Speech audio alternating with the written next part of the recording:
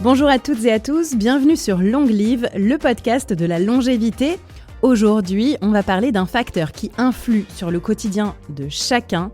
On y est tous exposés, quelle que soit notre activité, quel que soit notre CSP, le stress. Le stress fait partie de nos vies.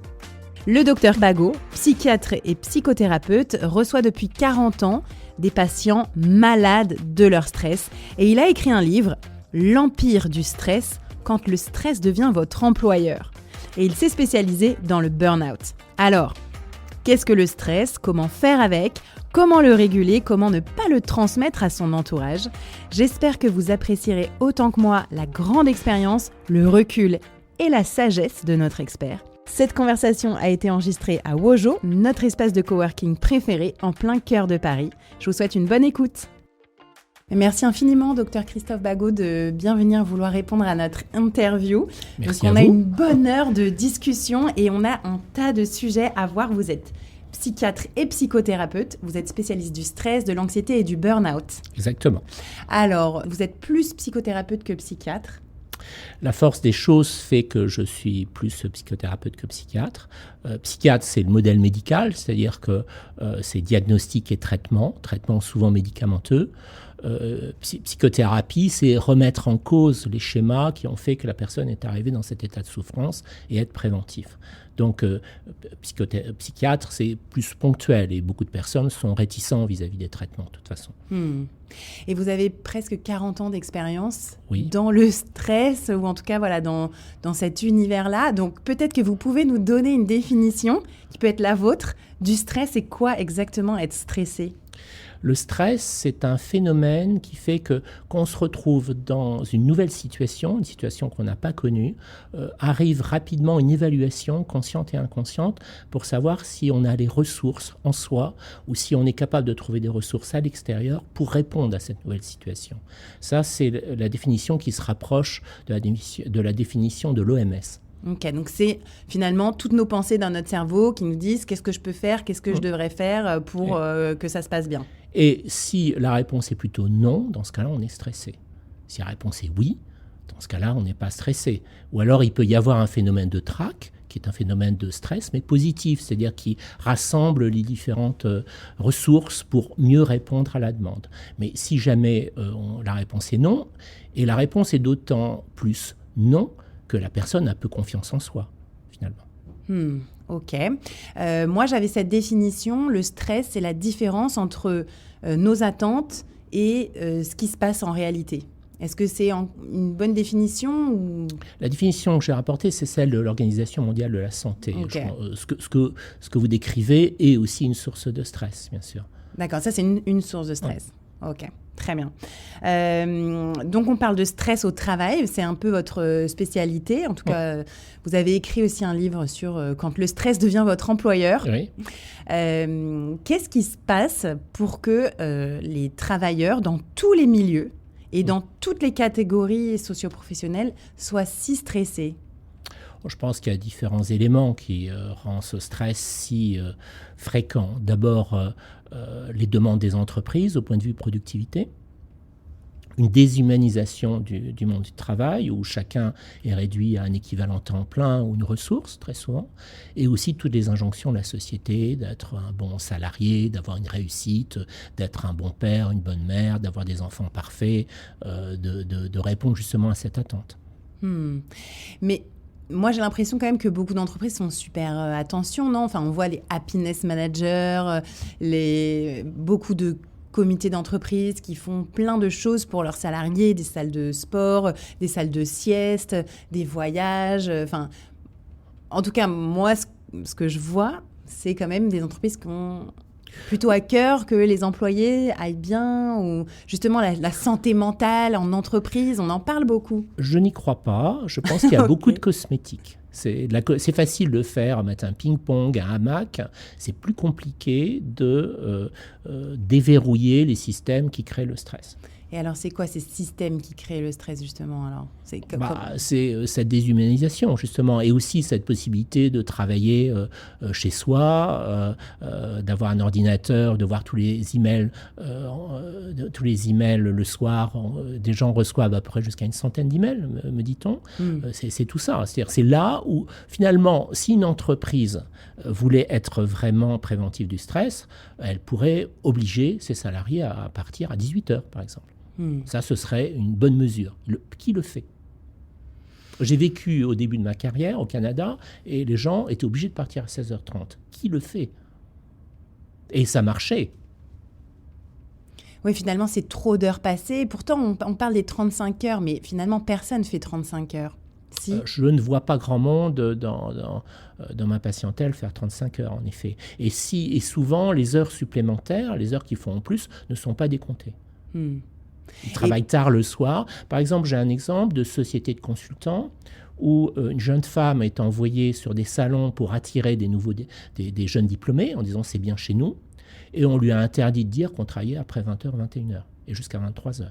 C'était un tabou, elle ne devait pas le dire. Donc il y a aussi beaucoup de mensonges. Oui, c'est ça. Donc finalement, c'est que de l'image. Beaucoup d'images. Vous êtes spécialiste du burn-out. Vous m'avez dit en off, juste avant cette interview, que vous êtes peut-être l'un des médecins qui a reçu le plus de burn-out dans sa patientèle. Je reçois beaucoup de burn-out. J'ai travaillé moi-même en entreprise et depuis une quinzaine d'années, je vois la montée et les dégâts du burn-out. Donc je pense que certainement j'ai reçu énormément de burn-out et peut-être un de médecins historiquement qu'on a reçu le plus. Donc depuis 15 ans, en fait, vous pensez que ça monte ? Je ne me rappelle pas quand j'ai vu, c'était une femme, une première patiente en burn-out, mais ça m'avait étonné et depuis je ne vois pas que ça, mais j'en vois beaucoup. Et c'est quoi la différence entre être très stressé et être en burn-out exactement ? Le burn-out naît d'un stress chronique, on s'épuise.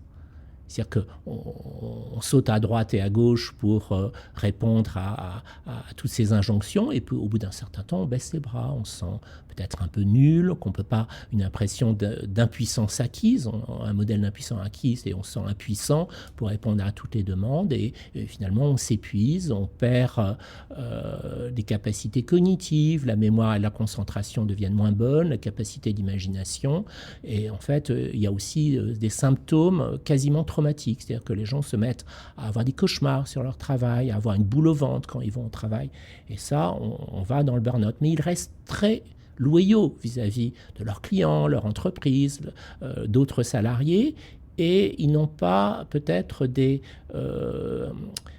capteurs externes qui leur permettent de dire « t'arrêtes ».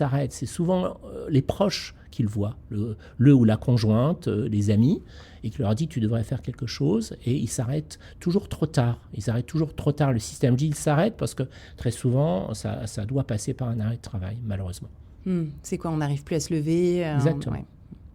Et comment est-ce qu'on arrive à sentir qu'on glisse vers le burn-out ? Est-ce qu'il y a des signaux d'alerte, peut-être physiques ? Alors j'ai envie de dire qu'il y a les signaux globaux, c'est-à-dire fatigue, impression d'impuissance, etc. Mais chacun a les siens.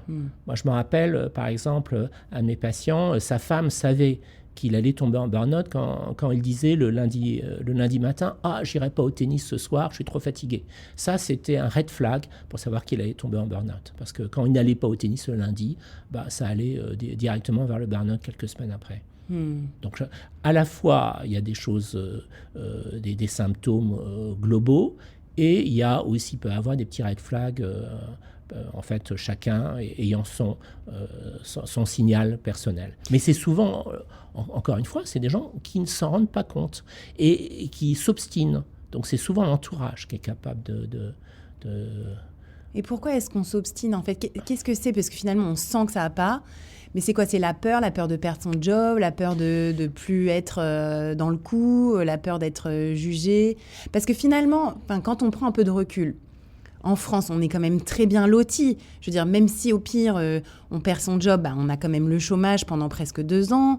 On peut mettre, moi ça m'est arrivé, on peut mettre en pause son crédit, par exemple, de remboursement de maison, ça c'est possible.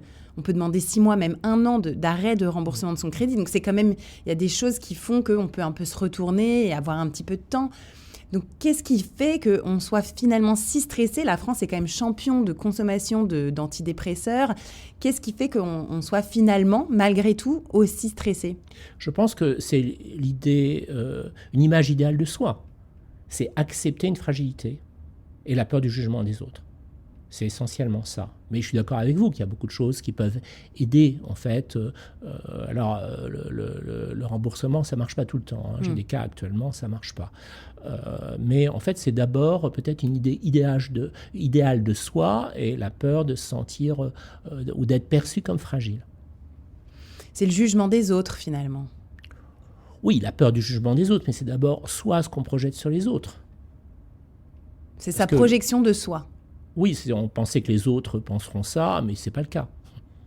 Et comment se fait finalement ce dialogue du coup de je pense à ça, je pense que les autres vont penser ça de moi, moi je dois être comme ci, comme ça. Finalement, c'est cette espèce de dialogue interne. Je me prends la tête comme ça. Non, souvent, je pense qu'il se permet à ces gens-là d'aller trop loin. C'est de se dire, ce n'est qu'un passage, il faut que je tienne un mois, ce n'est qu'un passage, dans 2 mois, ce sera plus tranquille. Et c'est toujours un passage. Et c'est comme ça toute l'année. Et il s'écroule au bout d'un certain temps. Il se persuade ça ne va pas durer longtemps. Et que les vacances permettront peut-être de remonter, alors que ce n'est pas le cas. Alors justement, peut-être un petit pas de côté, parlons des vacances, parce qu'en plus cet épisode va être diffusé donc très proche de beaucoup de vacances, des vacances d'été. Les vacances, est-ce que ça peut permettre de diminuer son stress et comment est-ce qu'on peut faire pour diminuer son stress pendant les vacances? Je pense qu'il faut d'abord savoir réussir les vacances. Réussir ces vacances. Et souvent, c'est alors pas le cas. attention, parce qu'alors là, c'est encore une autre C'est encore une autre thème. Et j'ai beaucoup de gens qui reviennent me voir en consultation parce qu'ils n'ont pas réussi leurs vacances. Par exemple, il y a le mythe qui m'amuse pas mal, c'est les vacances en famille. C'est-à-dire, on va se caser dans une petite maison dans le sud-ouest de la France où on va stocker 3 générations et on va dire, bon, c'est pas trop grave qu'elle soit petite parce que on va passer son temps dans le jardin ou à la plage. Il suffit qu'il pleuve trop. Alors là, c'est dramatique, tout le monde s'engueule. Et je vois très bien le tableau. C'est ça. Et tout le monde va voir le psy à toute allure en rentrant. Donc il faut d'abord réussir ses vacances. Parce qu'il y a des injonctions aussi pendant les vacances, parce qu'on est obligé d'aller voir la génération du dessus, voir les beaux-frères, les belles-sœurs, etc. C'est pas idéal non plus. En fait, il y a plein d'injonctions pendant les vacances qui font qu'on peut revenir de vacances assez stressé aussi. Mais bon, dans le cas de vacances idéales, c'est vrai que ça peut permettre de reprendre de l'énergie, mais les gens qui sont déjà atteints par le burn-out trouveront que cette amélioration va disparaître assez rapidement dès la rentrée. En 3-4 semaines, ça va être comme avant. Donc réussir ses vacances, c'est quoi? C'est s'autoriser à vraiment faire ce qu'on veut? C'est s'autoriser à faire ce qu'on veut, oui, et de lutter contre les attentes de l'entourage familial en particulier. Donc aller voir les grands-parents ou... Aller les voir, mais pas obligatoirement de passer 15 jours avec eux si ça se passe mal. Ça ne se passera pas mieux que l'année d'avant. Parce qu'il y a aussi une grande illusion en disant ça s'est mal passé l'année dernière, et cette année ça va bien se passer. Ça ne se passera pas mieux. On peut aussi parler des fêtes de fin d'année. C'est pareil. Okay. Les fêtes de fin d'année qui commencent à stresser les gens en octobre, moi généralement. Commence à m'en parler en octobre. D'accord, donc... Qu'est-ce qu'on fait finalement quand on est dans ce stress? Donc ça peut être le stress des vacances, le stress du travail. Est-ce qu'on est obligé de passer par la psychothérapie finalement? Est-ce que c'est le truc à faire vraiment pour s'en sortir? Ou est-ce qu'on peut arriver tout seul à diminuer son stress? Moi, je pense qu'on doit avoir recours à un psychiatre, psychothérapeute ou une psychologue, psychothérapeute uniquement quand on est en échec de ce qu'on a essayé à l'extérieur. Je pense qu'il faut réfléchir sans arrêt à notre équilibre de vie qui peut passer par un loisir créatif, le sport, un sport adapté à sa condition physique, etc., etc. en fait. Et trouver cet équilibre de vie est fondamental. Et dans ce cas-là, on n'a pas besoin d'aller voir un psychiatre, psychothérapeute ou une psychologue. Donc, mais ça, dans certains cas, c'est nécessaire parce qu'on est dans des schémas trop rigides et on n'arrive pas à trouver cet équilibre. Mais par exemple, quand on parle d'équilibre de vie, finir de travailler à 18h, être plus connecté... Ça, c'est idéal. Si l'entreprise le... Oui, mais justement, comment est-ce qu'on fait? Parce que, on pourra nous dire après dans les commentaires, oui, mais c'est impossible, c'est bien beau de dire ça, mais moi, je peux pas du tout, j'ai des transports, un travail, des enfants à gérer, etc. Comment est-ce qu'on fait finalement pour retrouver un équilibre de vie? Par exemple, sur ce point, je dirais que je vois des femmes célibataires et qui ne se permettent pas de partir le soir en fait avant 20h ou 21h quelquefois. Quand elles auront des enfants, elles se le permettront. Ce qui est un peu triste. Elles devraient pouvoir se le permettre comme si elles avaient des enfants. Il y a quelque chose aussi, on ne pense pas pouvoir se le permettre. Et je pense qu'un des éléments fondamentaux, c'est justement la capacité de s'affirmer et de mettre ses limites. Je pense que ça, c'est un grand... c'est une façon de se protéger contre le burn-out, c'est savoir mettre ses limites, l'expliquer et par rapport à son management, les clients ou d'autres salariés. Et comment est-ce qu'on fait justement pour l'expliquer, pour arriver à avoir peut-être cette assertivité ou cette confiance en soi en disant, peut-être même un entretien d'embauche, voilà, moi j'ai besoin de finir à 18h parce que je vais à la chorale ou je dois voir mes amis ou j'ai besoin de temps pour moi. Enfin, comment est-ce qu'on arrive Comment on fait ça, on peut trouver des ressources dans la psychothérapie. Et ce qui est amusant aussi par rapport à ça, c'est que je vois des personnes, par exemple, je crois que vous avez un public de femmes sur votre podcast, et oui, pas mal beaucoup, de femmes en particulier, qui ont du mal à mettre des limites en entreprise. Et donc, elles ont une vie un peu pourrie en entreprise. Et quand on pose des questions, elles ont aussi une vie conjugale ou amoureuse un peu pourrie. C'est-à-dire, ce qui se passe dans l'entreprise se passe aussi dans la famille. Elle trouve à chaque fois des compagnons qui ne la respectent pas, etc. C'est le même système qui fait qu'on se défend ou qu'on met ses limites ou qu'on se permet d'aller dans des endroits qui sont positifs pour nous au travail. C'est la même chose dans la situation conjugale. Et alors, qu'est-ce que c'est en fait? C'est un manque de confiance en soi. En psychothérapie, ça vient de quoi? De problèmes parentaux, d'éducation? Je ne mérite pas. Quelque chose comme ça. Au niveau conscient et inconscient, je ne le mérite pas. Donc absence de confiance en soi, etc., ou je ne le mérite pas. Et comment est-ce qu'on fait pour s'octroyer le droit de mériter quelque chose de positif, de doux? Alors, comment fait-on? C'est très opératoire, mais c'est là-dessus que la psychothérapie essaie d'aider. Parce que je veux dire, parce que ça ne marche pas à tout coup. Ou alors ça peut marcher à certains moments et pas à d'autres. C'est-à-dire qu'il faut aussi mûrir et être au bon moment pour faire une démarche. Mais c'est ça, justement. Il n'y a pas de solution. Donc je pose la question aussi à certaines personnes en disant quel est le cadeau le plus cher que vous êtes fait, uniquement pour vous, genre une montre de luxe, etc. Beaucoup de personnes me disent 15 €, ou 15 ou 20 ou 30 €, parce qu'ils ne le méritent pas. Je ne mérite pas, et donc bien sûr, vous le trouvez dans le domaine personnel et professionnel. Et dans le personnel, du coup, est-ce que ça vient forcément des parents? Est-ce que c'est toujours la faute des parents? Moi, maintenant, je suis maman depuis déjà pas mal de temps. Mon fils a 14 ans, bientôt 15. Est-ce que c'est toujours la faute des parents, de l'éducation, quand on est un adulte qui n'a pas forcément une confiance en soi et qui est un peu victime de ce stress permanent? Je ne vois pas. Il n'y a pas de nécessité et d'utilité à incriminer qui que ce soit. Les parents ont fait de leur mieux. Mais il y a quand même des choses aussi qui se trouvent dans l'histoire familiale. Par exemple, je vois pas mal de gens en burn-out. Je considérais que souvent, c'est le résultat d'une ambition transgénérationnelle. C'est-à-dire que 2 générations au-dessus, c'était des personnes qui avaient une fragilité sociale. S'il y a peut-être des paysans qui ne gagnaient pas trop bien leur vie ou des pêcheurs. La génération en dessous, on a des professeurs.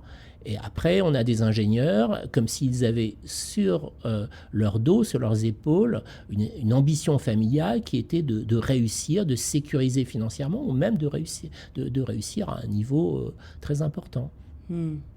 Et ça, c'est la faute, quoi. C'est uniquement une montée, en fait, d'une famille qui veut sortir de l'insécurité. Alors, par exemple, moi, là, vous touchez pile le point sensible. Moi, je suis exactement dans cette situation avec mes grands-parents et paternels et maternels de milieux assez pauvres après la Deuxième Guerre mondiale. la ruralité et aussi des familles ruinées après la guerre, mais de parents qui ont, pendant les 30 Glorieuses, accédé à l'ascenseur social très clairement et qui nous ont élevés, donc nous les 4 enfants, vraiment pour continuer à faire des super études et gagner bien sa vie et être un bon soldat. Ça c'est pas la faute des parents. Non, ils ont fait ce qu'ils pouvaient, ce qu'ils devaient par rapport à ce besoin de se distancier de la pauvreté et de l'insécurité. Donc c'est pas leur faute. Après, c'est à nous, enfin c'est à la génération qui suit de faire ses choix et peut-être se libérer un peu de ça. Se libérer de ça, en fait. On a besoin de se libérer, finalement. Le stress, c'est un peu comme un étau, une emprise. Je pense, oui. Se libérer de ce qu'on attend de nous, dans ce cas-là. Et ça passe par... donc, vous faites de la psychothérapie, et c'est plutôt quoi? C'est des thérapies courtes, les TCC, thérapie cognitive comportementale, ou est-ce que c'est plutôt vraiment presque la psychanalyse, aller très, très profond J'étais formé à des psychothérapies non analytiques, en fait. Donc, j'ai accumulé différentes expériences de thérapie comportementale et cognitive, thérapie ericksonienne, thérapie brève, où j'étais me former aux États-Unis. Donc, c'est pas tout à fait les schémas que l'on voit en France ou que l'on voit peut-être dans les magazines. Mais donc, c'est un mélange de psychothérapie pour aider les personnes à remettre en cause tous ces schémas. Mais c'est vrai aussi, les gens pensent qu'avec une thérapie, on se débarrasse de tout, ce qui est faux, parce que chaque expérience de vie nous met devant de nouvelles situations, et à certains moments, on y arrive pas, en fait. Les jeunes gens, par exemple, une vingtaine d'années, qui doivent se débarrasser quelquefois de certains schémas parentaux et aussi trouver une indépendance, que ce soit émotionnelle, sentimentale et aussi professionnelle, c'est très différent de ce qui se passe, par exemple, quand on a 50 ans. Donc, de temps en temps, par-ci, par-là, reprendre une psychothérapie. Ça peut être utile si on ne trouve pas les ressources, c'est clair. Vous me parliez tout à l'heure du fait que beaucoup de gens se mettent la pression. Et c'est vrai que moi, par exemple, même en tant que coach sportif, beaucoup de personnes me disent « Ah, mais je vais courir, mais je me sens nulle, je me mets la pression pour une course. » Alors que c'est des gens qui ne sont pas du tout des sportifs professionnels. Mais se mettre la pression, j'ai l'impression que c'est un peu le mal du siècle. Je pense aussi, c'est beaucoup de gens que je vois en burn-out me disent « J'ai la pression de l'entreprise et je me mets la pression en plus. » Donc derrière ces mots, il y a un phénomène qui est difficile quelquefois, qui est difficile à comprendre, mais on le comprend aussi. C'est peut-être pour aussi correspondre à un idéal de soi, en fait. Et la nécessité aussi, chez certaines personnes, ils pensent que s'ils ne se mettent pas la pression, ils vont échouer. Il y a une espèce de croyance magique. Pour réussir, je suis obligé de me mettre la pression. Et ça aussi, on voit, ils découvrent à un certain moment qu'ils réussissent aussi sans se mettre la pression. Ça, ils peuvent avoir cette découverte une fois dans leur vie, et une fois qu'ils ont cette découverte, ils vont beaucoup mieux. Et comment est-ce qu'on arrive à se libérer de ça, justement, de cette pression? C'est quoi comment est-ce qu'on a... Est-ce que c'est changer son mode de pensée? Comment est-ce qu'on y arrive? Je pense que c'est changer son mode de pensée, et aussi... par exemple, là vous faites un interview, vous faites mon interview, et auparavant, j'aurais énormément stressé. Il y a quelques années, il y a une dizaine d'années, j'aurais révisé plein de choses, j'aurais essayé de préparer ça de façon intensive. Là, aujourd'hui, je n'ai pas préparé, parce que je me dis finalement, mon expérience que j'ai de voir sans arrêt, tous les jours, des gens stressés, des gens en burn-out, c'est ça. C'est dans cette expérience qu'il faut que je puisse pour vous répondre. C'est pas en étant un bon élève et en ayant révisé plein de choses et paraître ici comme un bon élève. Et même si, je ne suis pas un bon orateur, mais je m'en fiche finalement, parce que je pense que cette expérience, la partager, est quelque chose de plus important plutôt que mon image comme orateur. Ça m'a libéré. Et ça a été quoi? Une prise de recul, une analyse de votre façon de penser? Comment est-ce qu'on fait? Parce que moi, j'ai lu un livre qui m'a beaucoup plu. Je ne sais pas, peut-être que vous l'avez lu, The Monkey Mind. Est-ce que vous l'avez entendu Non, je l'ai pas lu. On s'est passé par une prise de conscience à certains moments. D'abord, je voulais donner une impression de moi comme quelqu'un d'intelligent. Après, je me suis dit que si les gens intelligents étaient si populaires à la télévision, il y aurait une chaîne de prix Nobel, ce qui n'est pas le cas. Et donc ça, j'ai mis ça de côté. Et c'est l'idéal de moi que je voulais proposer en fait devant les médias. Et maintenant, je m'en fiche un peu. C'est-à-dire, je pense que l'expérience que j'ai à répercuter, là, le fait de transmettre ça est plus important que le jugement qu'auront les personnes qui me regardent. Je pense que c'est plus intéressant. Et donc cette explosion-là du burn-out depuis 15 ans que vous me décrivez, est-ce que justement c'est une explosion d'idéal de soi ? L'idéal de soi a toujours été là, mais il est peut-être renforcé par les réseaux sociaux.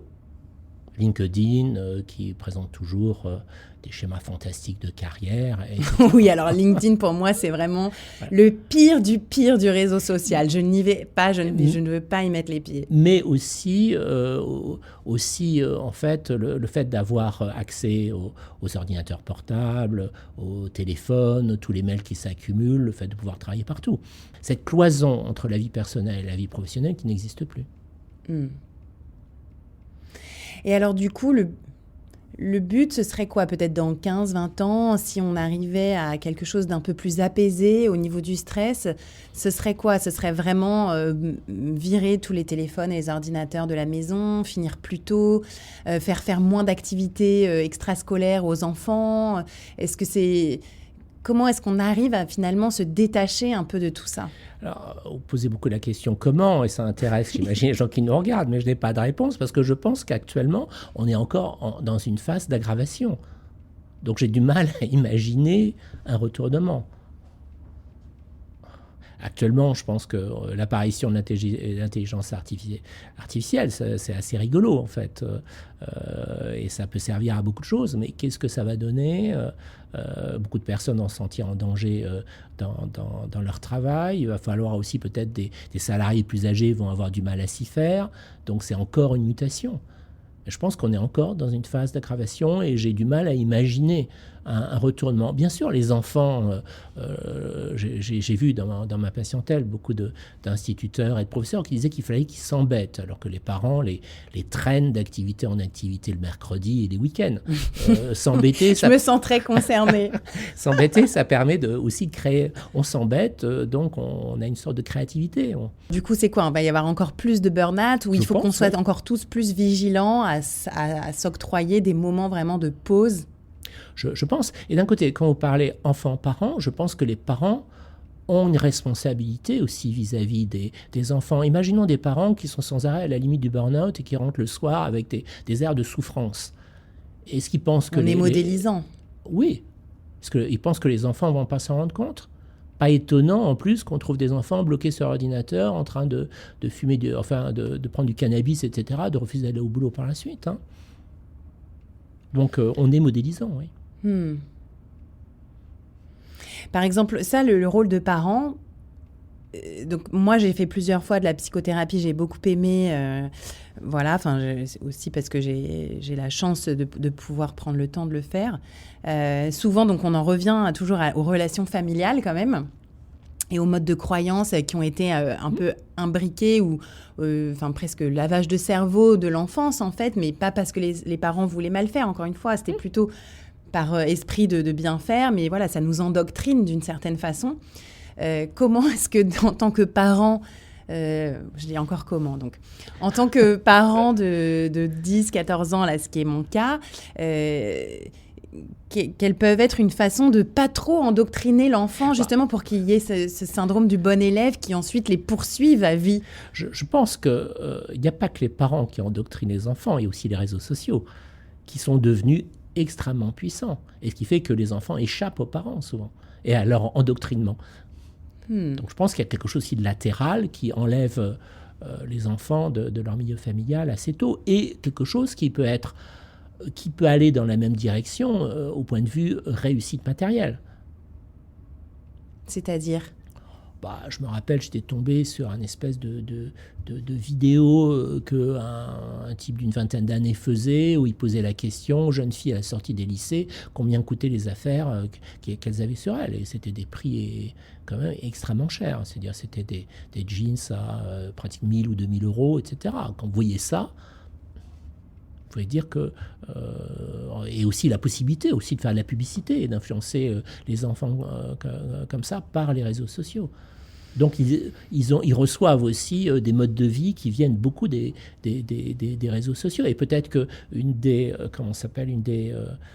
responsabilités des parents serait de les former, les éduquer par rapport à ça et d'en limiter l'accès. Il y a des discussions actuellement là-dessus. Oui, énormément.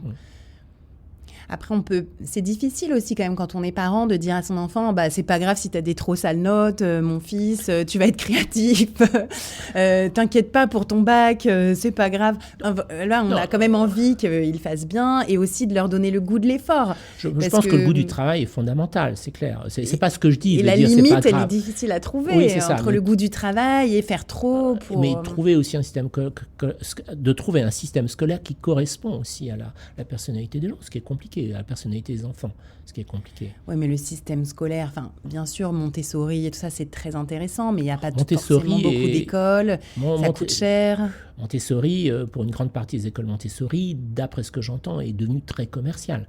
Donc, c'est pas du Montessori, c'est beaucoup de commerce.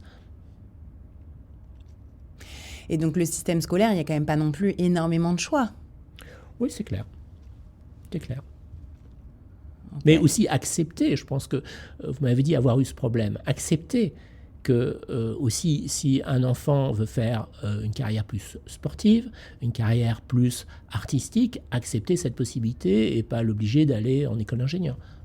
Vous parliez tout à l'heure, quand on a préparé l'interview, de l'acceptation qui était vraiment le premier enclenchement du changement. Est-ce que vous pouvez nous parler de ça ? Un exemple, c'est chez les personnes qui ont un problème de comportement alimentaire, un problème de poids, par exemple. Ils sont sans arrêt dans un système. Aujourd'hui, j'ai un problème de poids, mais je me déteste. Donc, ils arrivent à imaginer qu'ils vont changer rapidement en étant tous les jours au régime. Et donc, ça ne va pas marcher puisque ça fait partie des symptômes. S'il y a une personne, par exemple, qui est obèse, dans les symptômes, c'est l'obsession du régime. L'acceptation passera par le fait, par exemple, que cette personne sera capable de s'acheter un vêtement confortable et qui puisse la rendre élégante telle qu'elle est, ce qu'elle sera incapable de faire généralement parce qu'elle se déteste comme elle est. Et donc, elle dépensera le moins d'argent et éventuellement, quand elle les dépensera un peu, elle ira quand elle aura perdu 5 kilos, qu'elle reprendra rapidement. Donc, du coup, elle se sent toujours boudinée. Donc, c'est quelque chose d'assez aberrant. L'acceptation de pouvoir être plus sympa vis-à-vis de soi, de s'accepter tel qu'on est aujourd'hui, c'est le début du changement. C'est pas l'acceptation du non-changement, c'est le début du changement. L'acceptation du non-changement, j'ai pas suivi. Non, accepter tel qu'on est, en fait, aujourd'hui, pour faire un chemin et pour changer, c'est ça dont je parle. C'est pas accepter de ne pas changer. C'est accepter tel qu'on est aujourd'hui. C'est-à-dire pour une personne qui a un problème de poids, par exemple, qu'elle pèse trop, qu'elle a un corps qui n'est pas celui qu'elle veut, mais que... où elle se projette. Mais c'est pas la peine d'être en colère contre soi, c'est pas la peine de s'acheter uniquement des vêtements qui sont inappropriés, qu'elle peut être élégante aujourd'hui comme ça et s'acheter des vêtements confortables. Ça... ce rapport à soi qui est plus doux, plus sympa, et qui fait que la journée sera plus sympa, c'est le début du changement.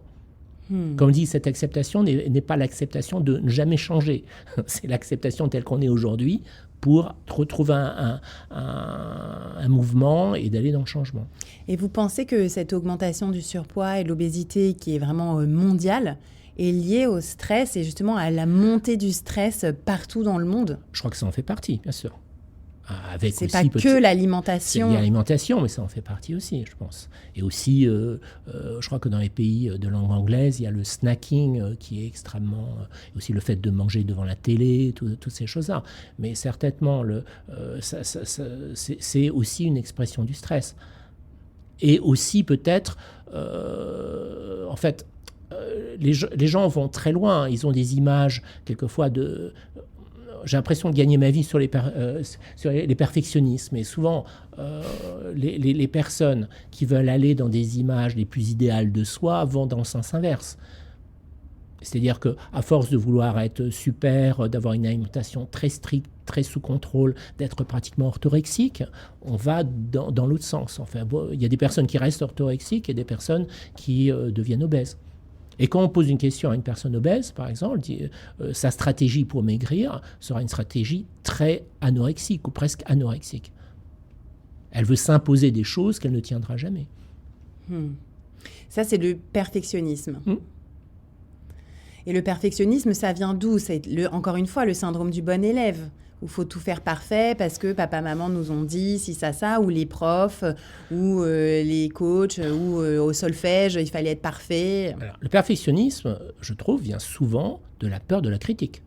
Je n'ai pas envie d'être critiqué, du coup je vais tout faire bien, comme ça j'aurai pas de critique. Il y a certains de mes patients, je dis, on ferait mieux d'apprendre à répondre à la critique plutôt que de vous mettre tout ça sur le dos et de vous mettre tout ce travail et d'être perfectionniste. C'est super intéressant, ça, la peur de la critique. En fait, on veut toujours se défendre en disant, mais non, j'ai quand même fait ci, ça. Oui, c'est ça. Alors qu'un des buts aussi, c'est de répondre à la critique. De toute façon, imaginons un salarié perfectionniste, c'est très pratique et très manipulable pour son manager, par exemple. Il suffit de dire, les 2% là, ok, 98% c'est réussi, mais les 2% là, c'est pas terrible. Le type va se remettre, ou la femme va se remettre au travail pour qu'il n'y ait pas les 2%. Et comment est-ce qu'on fait pour qu'on n'ait pas des enfants trop perfectionnistes?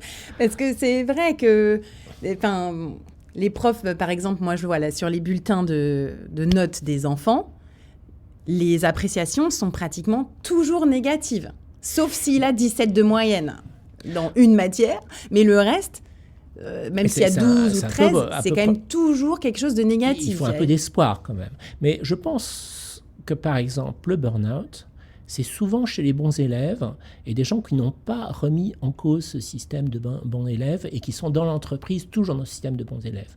Okay. Alors que je pense que finalement, ce qui se joue après l'école, après l'université, il ne faut pas être des bons élèves. Ceux qui réussissent, c'est ceux qui sont les plus forts dans la cour de récré. Parce qu'à la cour de récré, c'est plus compliqué. Il y a des alliances, il faut être populaire, enfin tout ça. Et c'est ça qui fait la réussite par la suite. Alors d'avoir été bon élève avant, d'avoir réussi des belles écoles, d'avoir intégré beaucoup de données, tout ça, c'est bien. Mais après, c'est la cour de récré. La cour de récré, c'est quand même un peu le rapport de force. C'est aussi le rapport de force. Et le rapport de force, c'est quand même partout. Sans forcément être dans la violence, mais c'est plutôt être dans le... Souvent, on n'est pas dans la violence, mais le résultat est assez violent. Faut pas se leurrer, en fait. Oui, c'est l'accepter, finalement, que la vie est comme ça. Bien sûr. Et se trouver des bulles de non-violence ou de moments cool pour soi. Certainement, à l'extérieur, mais beaucoup de personnes que je vois en burn-out qui veulent quitter l'entreprise ont l'impression d'avoir beaucoup donné à l'entreprise. Et donc, ils ne vont pas s'en tirer comme ça, parce qu'avec tout ce que je leur ai consacré d'heures, je n'ai pas compté mes heures pendant le week-end. Mais là, même si je pense que l'entreprise a la responsabilité première dans le burn-out, en laissant faire, cette personne, en allant trop dans le perfectionnisme, en donnant trop d'heures, trop de sa vie, a quelque chose à changer, en fait. C'est pas... c'est son problème, là. On est quand même un peu responsable de l'état dans lequel on est. Exactement. Même si l'entreprise devrait y mettre des limites. Et elle ne le met pas. Donc on est responsable aussi de ses propres limites, comme les autres sont responsables des limites des autres. L'entreprise l'utilise. Rarement vu des entreprises actuellement qui mettent des limites sur quoi que ce soit. Quand c'est justement le nombre d'heures au travail. Et on peut parler peut-être du stress aussi des chefs d'entreprise, des entrepreneurs. Il y a beaucoup de personnes indépendantes aussi qui sont dans notre communauté. Il y a un stress énorme aussi d'être chef d'entreprise, d'être chef d'équipe, parce qu'on parle souvent aussi du stress des employés. Mais il y a aussi le stress, finalement, des personnes qui sont décisionnaires. Il y avait des données il y a quelques années disant que les gens plus stressés en entreprise étaient le middle management, entre la décision à un niveau très intellectuel du haut management et l'opérationnel. Donc on a là, en fait, une zone assez fragile. Mais il y a aussi les entrepreneurs, bien sûr. Par exemple, je vois en consultation des gens qui dirigent des startups. C'est compliqué, c'est l'équilibrisme. Et en plus... Quelquefois, ils doivent licencier et ça va contre leurs valeurs. Ils n'aiment pas ça, en fait. Genre. Et il y a aussi les personnes qui sont complètement indépendants. J'ai des gens, par exemple, qui ont des boîtes de prod ou qui sont indépendants dans le système de la prod. En fait, ils ont des injonctions très dures des clients pour qui ils travaillent, qui sont par exemple des chaînes. Et en fait, ils ne comptent pas leurs heures et ils peuvent s'écrouler. Les meilleures bulles pour reprendre un peu comme ça, confiance en soi, diminuer son stress. Est-ce que donc c'est des vraies vacances de 3 semaines? Est-ce que c'est plutôt chaque jour de la méditation ou de la respiration en pleine conscience? Est-ce que ça va être une activité extra-curriculum pour s'amuser? Chacun doit trouver les siennes. Je sais que je suis un petit peu réticent quelquefois sur le tout méditation qui a été ramené un peu par les médias comme un système qui devait convenir à tout le monde et qui ne convient qu'à certains. Je pense que des activités artistiques, des activités physiques, la danse, le sport, sans excès aussi, rester dans le plaisir. Dans la performance un peu, le plaisir de la performance, mais de ne pas être trop dur avec soi-même. Oui, finalement, c'est toujours la limite, parce que même dans le travail, on peut y trouver du plaisir jusqu'à un certain point, en fait. Exactement. Donc finalement, c'est la limite, presque à l'écœurement, du plaisir à l'écœurement, que ce soit alimentaire, travail, même familial. Tout à fait. Ne pas aller plus loin que l'écœurement. Et ça veut dire aussi que c'est quelque chose qu'on ressent quelque part, qu'on a ces capteurs que ne ressentent pas les gens en burn-out, c'est-à-dire qui vont trop loin. Ou qui ont une vision presque un peu masochiste et qui s'imposent. Et comme je disais tout à l'heure, ce ne sera pas réussi si je ne me mets pas la pression. Si je ne souffre pas, ce ne sera pas une réussite. Il y a ça un peu aussi dans la société, dans le sport aussi. Et se mettre des limites aussi, finalement, que ce soit personnel, ou à partir de quel moment est-ce qu'on a assez d'argent aussi. Exactement. Parce que finalement, il y a toujours cette notion du toujours plus. Ça, je vois ça chez les financiers. Ils ont toujours l'idée qu'ils vont s'arrêter à 50 ans, ils ne s'arrêtent jamais. Et ils vont toujours chercher plus. C'est facile. Ça vient d'où, ça, le toujours plus? C'est encore la transactionnelle des parents ou des générations d'insécurité, où d'un seul coup, on accède à... C'est facile de monter, je trouve, pour ces personnes-là. Et c'est plus compliqué d'être en plateau, quoi. C'est pareil pour la perte de poids, d'ailleurs. Oui. C'est parfois plus facile de mincir que de rester à un plateau, ou dans le sport aussi, d'ailleurs. De se satisfaire d'un endroit de plaisir sans toujours vouloir plus, passer du 10 km au semi, puis au marathon, puis à l'ultra. Exactement. Ça, Et un jour, on connaîtra un échec. Donc... Ça vient d'où, ça, ce toujours plus? Est-ce que c'est sociétal, historique? C'est l'être humain qui est comme ça, et il faut justement soi-même s'auto-limiter? Par exemple, je vois à la rentrée, souvent, il y a des publicités pour les salles de sport dans le métro. Et on voit des mecs super musclés, des filles super dynamiques et sveltes. Je pense que ça ne convient pas à tout le monde. On peut faire du sport, que ce soit bien pour sa santé, et sans que ce soit ça. Faire du sport, c'est pas obligatoirement montrer sa musculature par la suite sur Instagram. Ça, c'est un sujet assez complexe. C'est se sentir bien. Et tout à l'heure, vous me parliez d'une corrélation entre le nombre de salles de sport et le taux d'obésité. Je pense qu'il devrait avoir une corrélation, d'après moi, entre les salles de sport, l'apparition des salles de sport et l'obésité. Quand j'étais jeune médecin, la salle de sport était utilisée essentiellement pour se remettre en forme avant le ski, par exemple. Pour se muscler un peu et se remettre en forme. Ça, c'était dans les années 90, 80? Oui, 80 par là. Maintenant, on pose la question, est-ce que vous faites de sport? On parle tout de suite de la salle de sport. Alors que le sport, pour moi, ça devrait être quelque chose de socialisant, ludique, etc. Et pas un exercice qui est souvent en salle de sport très narcissique. Individualiste. Et souvent, en fait, c'est toujours trouver un juste milieu. Si on veut aller trop loin, on va dans le sens inverse. C'est dans ce sens-là que j'avais vu une étude où il y avait des étudiants américains et des étudiants autrichiens. On posait la question aux étudiants quelles étaient leurs images de corps, pas parfaits, mais acceptables. Les Américains avaient des attentes beaucoup plus importantes par rapport à des schémas idéaux de corps masculin et féminin. Les Autrichiens beaucoup plus raisonnables, les Autrichiens étaient moins gros. que les Américains. En cherchant trop loin, on a le résultat inverse, souvent. Hyper intéressant. Est-ce que cette société finalement de l'hyper-confort, c'est sûr, moi j'ai encore ma grand-mère, elle a 102 ans.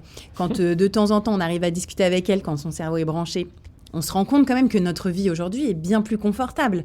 C'est-à-dire qu'on a quand même un accès à beaucoup plus de confort, même de moins d'heures de travail, plus de vacances, plus de possibilités de voyager, de faire plein de choses. Et est-ce que ça ne nous a pas rendu finalement plus fragiles psychologiquement d'avoir finalement tout cet accès Plus, ça veut dire aussi qu'il y aura une comparaison. Et je suis incapable de faire la comparaison entre la génération de votre grand-mère, mais c'est peut-être aussi quelqu'un à interviewer pour savoir qu'est-ce qui... C'est un peu dur maintenant. C'est un peu dur maintenant.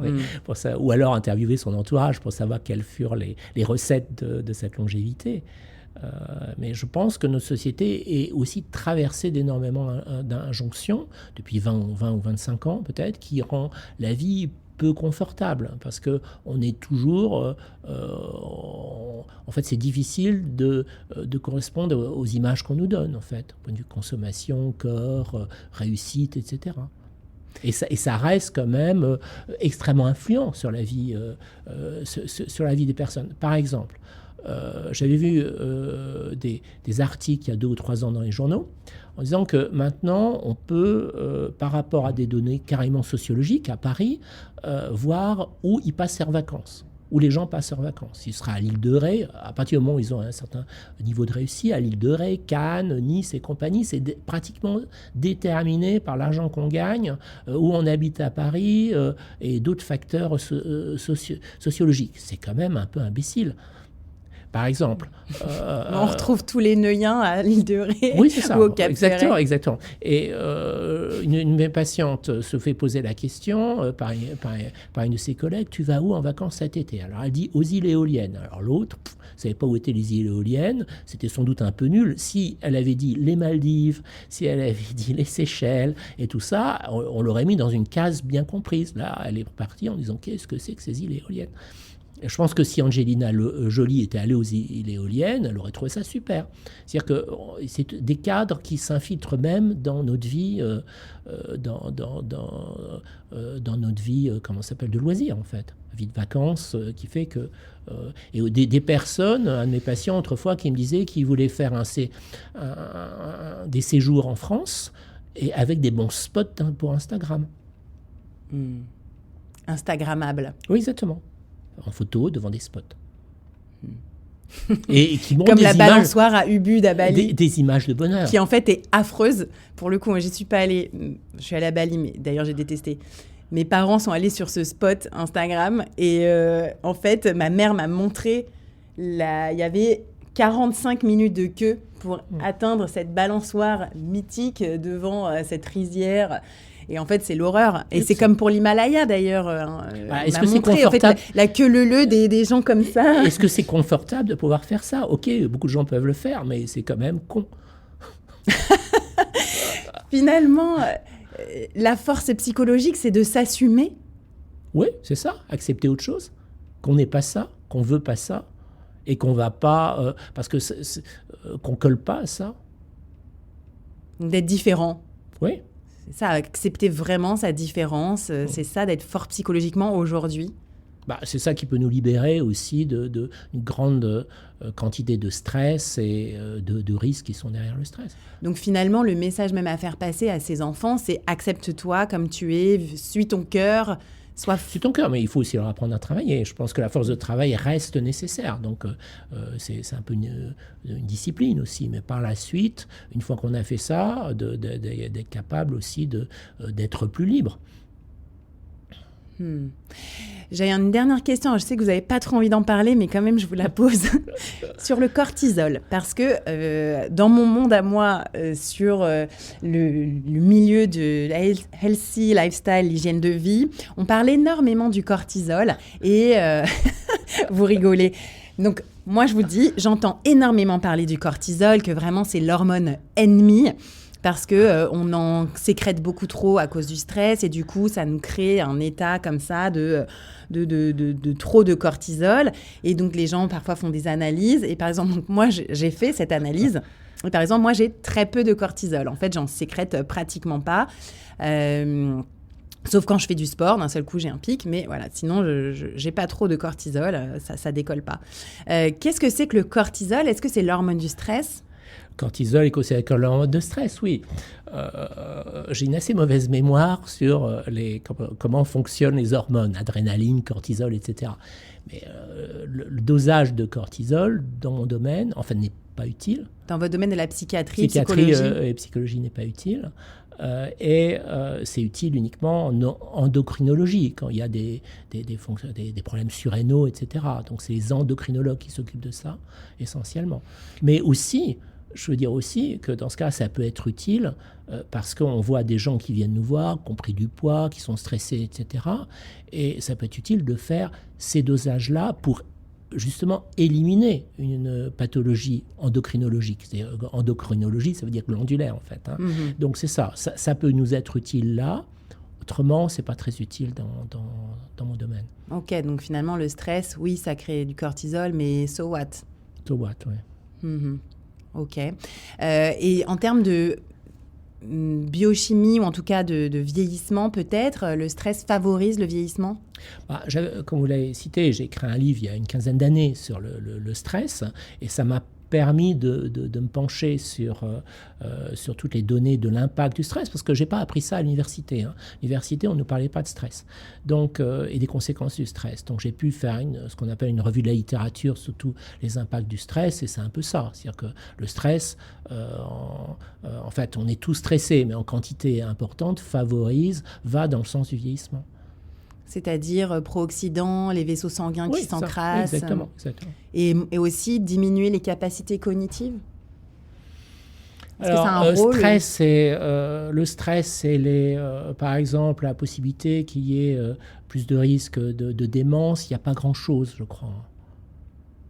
Il n'y a pas grand-chose, en fait, sur le lien entre les deux. Faut pas... Alors, bien sûr, mais le stress aussi donne pas mal de conséquences très néfastes. Par exemple, les dépendances et l'alcoolisme. Et l'alcoolisme a un impact important sur le côté cognitif. C'est l'échappatoire. Oui, mais en plus, ça diminue les facultés cognitives. Ça peut donner un syndrome de Korsakoff qui est une démence due à l'alcoolisme. C'est ça aussi, le stress, c'est aussi par ses conséquences qui devient néfaste. Et on dit souvent que, par exemple, les femmes viennent plus souvent nous voir en consultation, il y a quelque chose plus, elles acceptent peut-être plus l'émotionnel, les hommes moins, et en fait, ils font des crises cardiaques, quoi. La santé mentale, ça a été la grande cause nationale 2025, vous en avez entendu parler? Oui, de loin. Et qu'est-ce que vous en pensez? Est-ce que vous voyez des effets? On a parlé des thérapies, de psychothérapie, faciliter l'accès aux psychothérapies dans ce programme de... Je pense qu'il y a des petits crédits pour aller voir des psychologues, psychothérapeutes, mais il n'y a pas grand-chose. Le système psychiatrique est quand même en déshérence. On a beaucoup de mal à avoir des hospitalisations. Une partie du système des cliniques ne fonctionne pas, tout simplement parce qu'il y a eu des scandales. Par exemple, Orpea Clinéa avait beaucoup de cliniques psychiatriques et il n'y a pas d'équipe stable souvent dans les cliniques. Donc on ne sait pas où hospitaliser. Si on regarde les problèmes de chemsex, par exemple, ces addictions qui sont si fréquentes dans la communauté homosexuelle, c'est très compliqué de se faire traiter, de se faire soigner de ça. C'est très compliqué d'hospitaliser. Il n'y a pas grand-chose, et même pour les problèmes d'alcool aussi. Donc finalement, c'est un peu un vœu pieux de travailler la santé mentale. Ça a l'air d'être un vœu pieux. Peut-être le faire accepter, de voir que ça existe, que tout le monde peut être atteint, que ce n'est pas seulement un problème de fragilité dont on doit avoir honte. C'est au contraire savoir connaître ses limites permet aussi de moins tomber, mais je ne vois pas grand-chose en fait. Et du coup, peut-être un mot d'espoir pour conclure. Est-ce que vous avez peut-être l'impression que les générations plus jeunes, alors ok, elles voient beaucoup les réseaux sociaux, les injonctions, mais malgré tout, de mon point de vue, j'ai l'impression qu'elles ont plus d'autonomie ou moins envie d'adhérer à un modèle un peu parfait que nous, génération des années, les millennials, la génération des années 80-90, on a été peut-être un peu plus bon soldat, bon élève, justement? Moi, je ne le vois pas.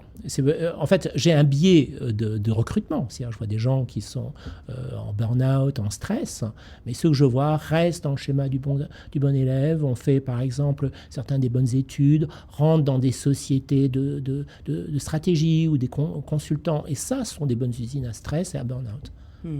Pourquoi ? Parce que c'est perdre du lien, vraiment du sens du travail. Oui, c'est clair. Ils font des slides.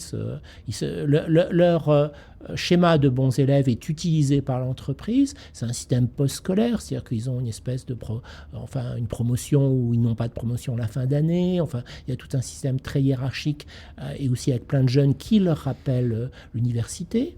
On leur dit que c'est la voie royale pour accéder à tout, ce qui n'est pas vrai.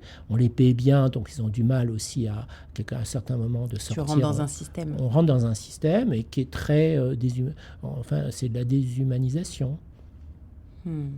Parce que chacun est un équivalent temps plein. Et ce qui est assez rigolo d'un côté, c'est qu'on voit que ces boîtes de consultants, de stratégie, conseillent les entreprises, les autres. Qu'est-ce qu'on peut attendre quand des entreprises qui sont déjà en elles-mêmes, qui se créent tant de stress et tant de burn-out, vont conseiller d'autres entreprises sur les modes de fonctionnement. Donc, je pense que, quelquefois, les sociétés de consultants ont une responsabilité aussi dans ce qui se passe.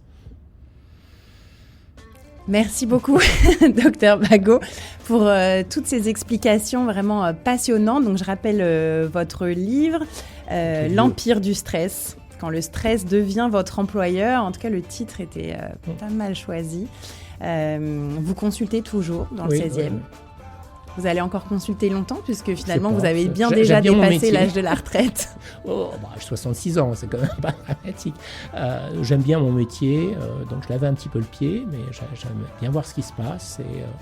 Donc, je vais consulter encore un certain nombre d'années. Je pense que la retraite aussi est un facteur assez déstabilisant, en fait, pour la santé. Tout à fait. Il y a beaucoup de gens qui se fragilisent beaucoup à un moment de la retraite. Alors, bien sûr, quand ils sont en entreprise, etc., ils n'ont pas trop le choix. Moi, j'ai le choix. Merci infiniment. Merci à vous. Merci beaucoup d'avoir écouté cet épisode jusqu'au bout. Et oui, la semaine prochaine, avant de partir en vacances, on fera un débrief avec David Ardonneau, qui a énormément envie de réagir à cette interview. Et vous, qu'est-ce que vous en avez pensé ? Envoyez-nous vos commentaires sur YouTube, sur les plateformes d'écoute de podcast, sur Instagram également. Et on en reparle la semaine prochaine. Salut !